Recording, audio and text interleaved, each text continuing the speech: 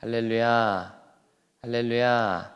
이른 새벽부터 기도의 자리에 나오신 여러분 모두를 진심으로 환영하고 축복합니다. 오늘은 스가랴 12장 말씀으로 은혜를 나누고자 합니다. 오늘 본문의 메시지는 굉장히 단순합니다.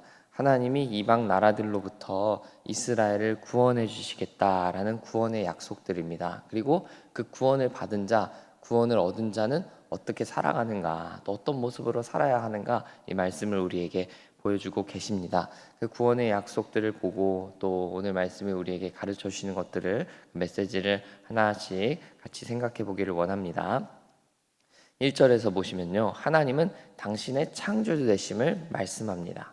요한계시록 때부터 자주 말씀드렸지만 심판의 권세, 심판자로서의 자격은 창조주에게 있는 것입니다. 그러니까 창조주이시기 때문에, 만든 분이기 때문에 심판할 자격도 있다라는 것입니다.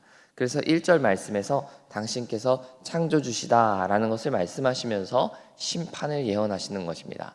하나님은 이스라엘만 만드신 분이 아니에요. 하나님은 크리스찬만 만드신 분이 아니라 온 세상 만물을 만드신 분입니다. 그러니까 크리스찬만 심판받는 것이 아니라 온 세상 만물도 하나님의 심판 아래 놓여 있다라는 것이죠. 2절부터 6절까지는 예루살렘을 보호하시며 예루살렘을 공격하는 이방 나라들을 심판하시겠다 말씀합니다. 2절에서 예루살렘을 취하는 잔이 되게 하겠다 말씀하시고요, 예루살렘을 건드렸다가는 잔뜩 취해서 비틀거리게 만들겠다 하시는 것이고, 3절에서는 예루살렘을 무거운 돌이 되게 하시겠다 말씀하시는데, 예루살렘을 건드렸다가는 무거운 돌에 의해 크게 다치게 하시겠다 하나님의 의도가 나타납니다. 예루살렘을 치러 왔다가는 말들이 다 놀라서 기마병들은 다 크게 다치고 제대로 싸울 수 없는 지경이 될 것입니다. 끝으로 6절에서는 예루살렘을 횃불과 같이 만들어서 예루살렘을 공격하려고 예루살렘 근처에만 오기만 해도 불에 다 타버릴 것입니다. 이처럼 하나님이 예루살렘을 보호하시는 정도의 강도가 매우 강합니다. 공격하려고 마음먹고 예루살렘 주변만 가도 큰 피해를 입게 됩니다. 우리를 보호하시는 하나님의 손길이 느껴지는 말씀이죠. 하나님은 우리를 보호하시는 우리의 목자 되시기 때문입니다. 제가 유튜브를 이렇게 보다 보면 아버지에게 초인적인 능력이 있다라는 주제의 영상들을 보게 되었습니다. 여러분도 비슷한 영상을 보셨을지 모르겠는데, 그 영상들은 내용이 이런 거예요. 아버지가 이렇게 졸다가 아니면 딴 데 막 누구와 이야기하고 무언가에 집중하고 있다가도 저 시선 뒤편에 있는, 시선에 보일 수가 없는 자녀가 높은 미끄럼틀에서 떨어진다든지, 아니면 뭐 뾰족한 모서리를 이렇게 부딪힐 수 있는, 넘어지는 위험에 있다든지, 딱 그 자녀를 곧 딱 넘어지는 타이밍에 건져내고 또 그 부딪히지 않도록 쿠션을 던진다든지, 뭐 이런 아버지의 그냥 그 순간적인 초인적인 능력을 발휘하는 그 영상인데, 절대 보이지 않는, 그 볼 수가 없는 그 자녀의 그 위험한 장면을 놓치지 않는 아버지의 모습을 보게 되었습니다. 정말 아버지에게 초인적인 능력이 있는가 없는가, 뭐 과학적으로는 제가 증명됐는지 모르겠는데, 그런 초인적인 힘을 발휘하는 아버지의 영상이 그냥 한두 가지가 아니더라고요. 뭐 여기 지금 그 우리 여자 성도님들이 많으신데 남편들에게도 그런 능력이 있으셨는지 모르겠어요. 제가 근데 한두 가지 본 게 아니라 그 영상에는 굉장히 다양한 여러분들의 그 아버지들의 모습이 보여서, 이게 정말 그런 초인적인 능력이 있는 건가? 저는 아직 아버지가 안 됐으니까 아버지가 되면 그런 초인적인 능력이 발휘되는 건가? 저도 저 자신에게도 좀 궁금하고 그렇더라고요. 그래서 놀랍기도 하고 그렇습니다. 이처럼 오늘 말씀에서 하나님은 우리를 보호하신다는 게, 저는 그런 영상들이 많이 떠올랐어요. 하나님이 우리를 보지 않으시는 것 같고 하나님 편에서 우리는 보이지 않는 것 같은데, 우리 원수들로 말미암아 우리가 고난 당할 때, 어려움 당할 때 하나님은 그렇게 보이지 않는 곳에서도 우리를 보호하시는구나, 우리를 계속해서 보호해주고 계시는구나, 절대로 자녀가 넘어지지 않도록, 자녀가 어려움 당하지 않도록 그냥 원수들을 둘러서 공격당하는 그 상황 가운데서도 보호해주고 계시구나, 감싸고 계시구나, 그런 말씀을 이해하게 되었습니다. 사랑하는 여러분, 하나님은 우리를 그렇게 보호해 주기를 원하십니다. 우리 둘레에 불성벽을 쌓아서 원수들이 우리를 공격하지 못하도록, 원수들이 우리를 무너뜨리지 못하도록 보호하신다라는 것입니다. 물론 그 하나님은 우리의 눈에 보이지는 않습니다. 우리 눈에 보이지 않다 보니까 하나님이 우리를 정말 보호해 주시는 게 맞느냐, 우리는 반문할 때가 있죠. 합리적인 질문이라고 생각됩니다. 그러나 여러분, 우리가 이렇게 생각해 보면 좋겠습니다. 우리가 지금 누리고 있지 못하는 평안보다도요, 현재 주어진 평안이 얼마나 큰가. 내게 찾아온 어려움보다 내가 지금 만나지 않은 어려움은 얼마나 더 큰가 하는 것입니다. 하나님이 보호해 주시기 때문에, 하나님이 지금 우리를 막아주시기 때문에 우리가 그나마 이 정도 살 수 있는 겁니다. 신앙은 관점을 바꾸는 일이라고 생각해요. 관점을 바꾸면요, 우리가 은혜를 보게 됩니다. 관점을 바꾸면 우리가 감사를 경험하게 되는 것입니다. 우리는 우리를 보호하시며 지키시는 하나님을 믿음의 눈으로 바라보아야 할 것입니다. 이 아침 여러분을 축복하기를 원합니다. 보호하시는 하나님, 우리를 지키시는 하나님을 믿음으로 보게 되기를 축복합니다. 하나님은 지금도 우리를 지키시고 계셔요.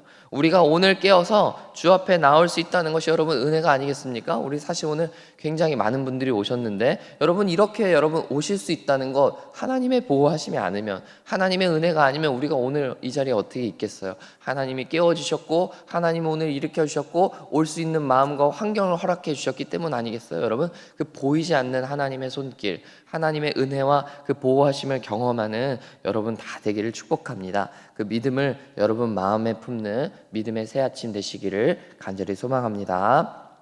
오늘 본문 9절과 10절을 읽어보겠습니다. 오늘 본문 9절과 10절 함께 읽겠습니다. 시작.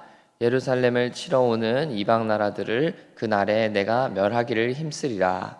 내가 다윗의 집과 예루살렘 주민에게 은총과 간구하는 심령을 부어주리니 그들이 그 찌른 바 그를 보고 그를 위하여 애통하기를 독자를 위하여 애통하듯 하며 그를 위하여 통곡하기를 장자를 위하여 통곡하듯 하리로다. 아멘.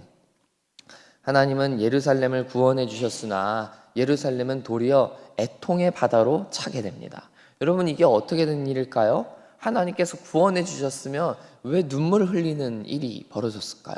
기뻐야 되는 거 아닌가요? 행복해져야 되는 거 아닌가요? 왜 이들은 지금 애통하고 장자를 곡하듯이 지금 눈물을 흘리고 있느냐 말입니다. 이 10절을 두고 해석하는 방법을 두고 학자들 간의 이견이 있습니다. 그들이 그 찌른 바 그를 바라보고, 여기서 그는 누구냐, 찔린 이 그는 누구냐, 이런 이야기입니다. 절대 다수 많은 학자들은 여기서 찔린 바 그 사람은 선지자들이다, 이전에 하나님이 보내주셨던 예언자들이다 라고 해석합니다.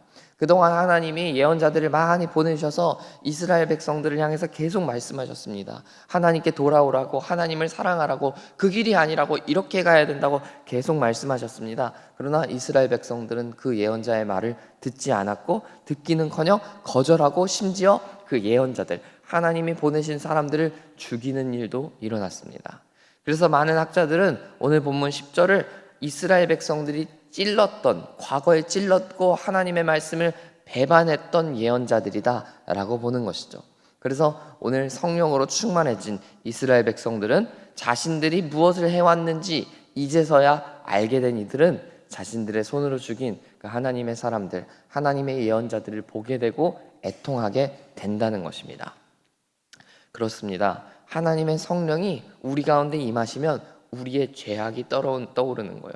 우리가 무슨 짓을 했는지, 우리가 무엇을 해왔는지, 우리가 그동안 무슨 일을 해왔던 것인지를 깨닫게 되고 알게 되는 것입니다. 그때 그 순간에는 몰랐는데, 그때는 내가 얼마나 큰 죄악에 빠졌었는지 몰랐지만 하나님의 영이 우리 가운데 임하면 알게 되는 것입니다. 아, 이게 죄였구나.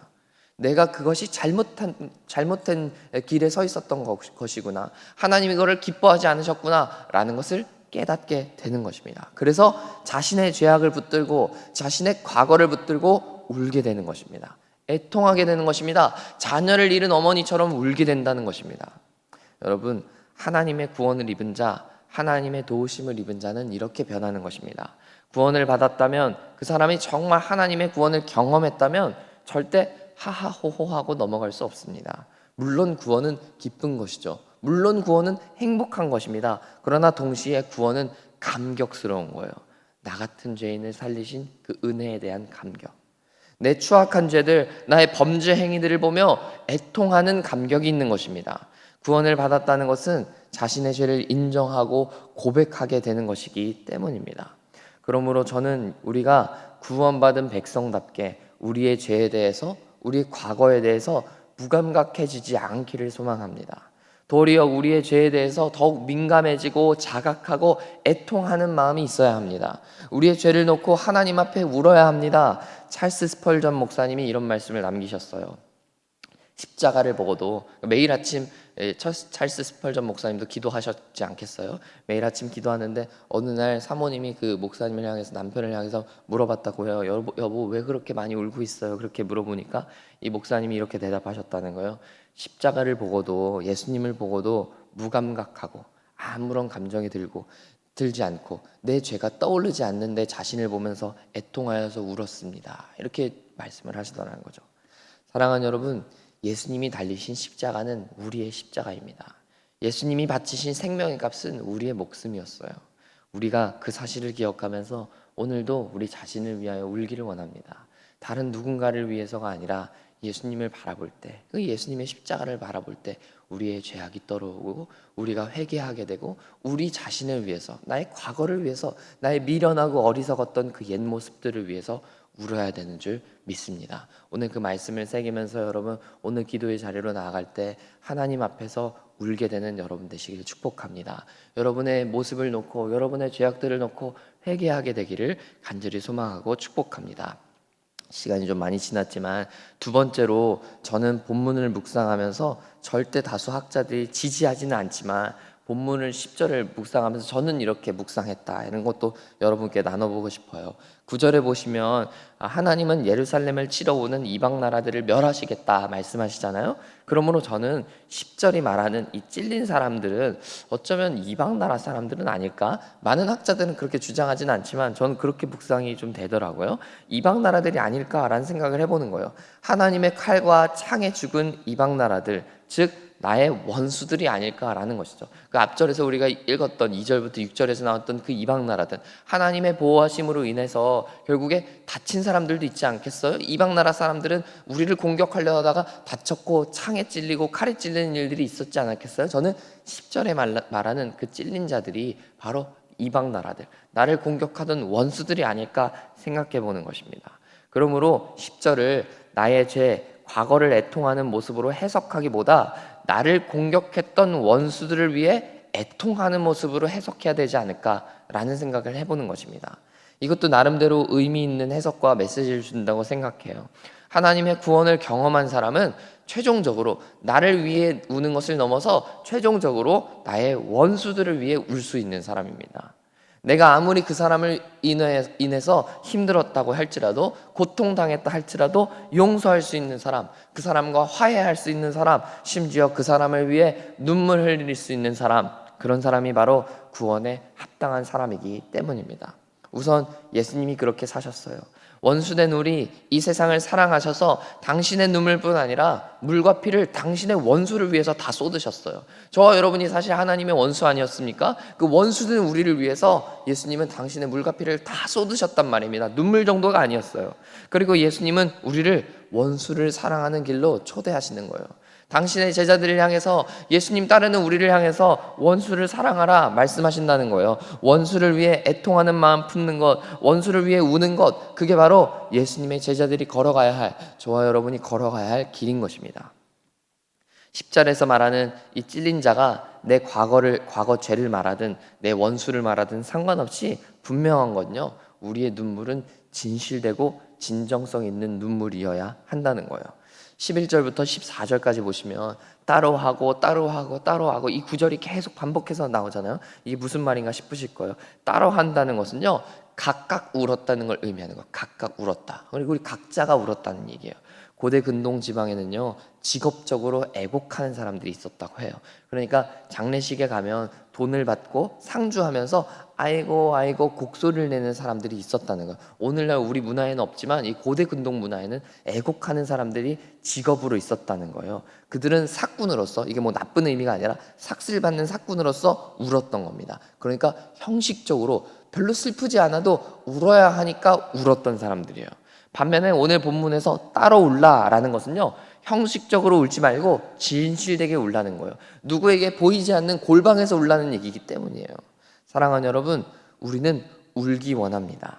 갈수록 세상은 눈물이 말라가요. 더 이상 누구도 울려고 하지 않습니다. 다른 이들을 위해 우는 것은 더더군다나 하지 않습니다. 그런 때 우리는 울어야 합니다. 나 자신의 악함을 놓고 울어야 하고 나의 원수를 용서하는 뜨거운 눈물을 흘려야 합니다. 그 눈물이 세상을 적시고 세상을 감동시키게 될 것입니다. 기도의 자리로 나아가면서 그 눈물이 저와 여러분의 눈물, 우리 서산기지교의 눈물 되기를 축복합니다. 여러분, 말씀을 맺고자 합니다. 하나님이 여러분을 당신의 눈동자와 같이 지켜주실 것입니다.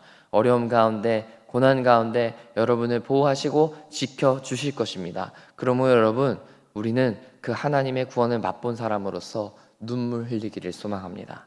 애통하는 마음을 갖게 되기를 소망합니다. 바로 여러분 자신과 여러분의 그 원수들 때문에 말입니다. 주님은 여러분의 그 눈물 어린 기도를 듣기를 원하실 것입니다. 원수를 용서하고 원수와 화해하고 원수를 품을 수 있는 여러분의 기도 되기를 축복합니다.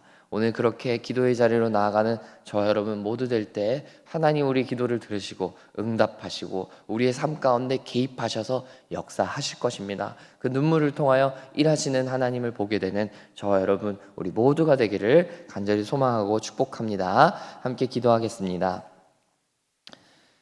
하나님 아버지, 우리의 삶 가운데 우리의 삶을 어렵게 하고 또 힘들게 하는 여러 요소들이 많이 있습니다.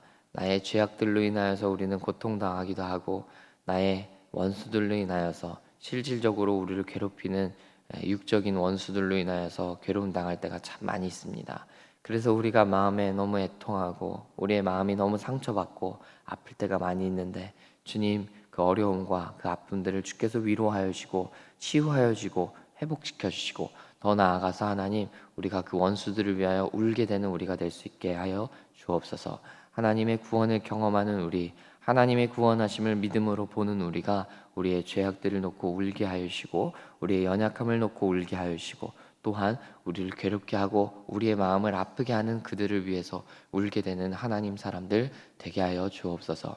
하나님, 우리의 신앙의 선배들, 우리의 믿음의 선조들 생각해 봅니다. 손양호 목사님은 당신의 아들을 죽인 그 정말 공산군을 자신의 아들로 양아들로 삼아서 사랑하고 또 품었던 그 모습을 생각해 봅니다. 주님, 우리가 손양호 목사님처럼 살지 못한다 할지라도 우리가 그 모습을 조금이나마 닮아 예수님 닮은 사람으로서 또 목사님을 그 따라가는 길로서 우리의 원수들을 품으며 원수들을 위해 울고 사랑하는 하나님의 사람들 다 되게 하여 주옵소서. 우리가 그렇게 원수들을 품을 때 세상이 우리를 보고 감동하게 되기를 소망합니다. 우리를 보고 세상 사람들이 예수님을 보게 하여 주옵소서. 그저 나의 것들을 누리고 나의 지위들 또 내가 높아질 수 있는 것, 내가 드러낼 수 있는 나의 의를 자랑하는 모습에는 세상 사람들은 전혀 감동하지 못할 것입니다. 그러나 주님, 우리가 정말 낮아질 때, 우리가 우리의 눈물을 흘릴 때, 우리가 원수들을 위해 울 때 세상 사람들이 예수님을 도리어 보게 될 줄 믿사오니 주님, 그런 우리의 삶 가운데 예수님의 삶을, 예수님의 십자가의 모습을 우리 가운데 실현시켜 주옵소서. 우리가 십자가를 지고 예수님을 따라가는 복된 인생들 다 될 수 있도록 도와주옵소서. 우리를 눈물의 길로 초대하시는 예수님의 이름으로 기도합니다. 아멘.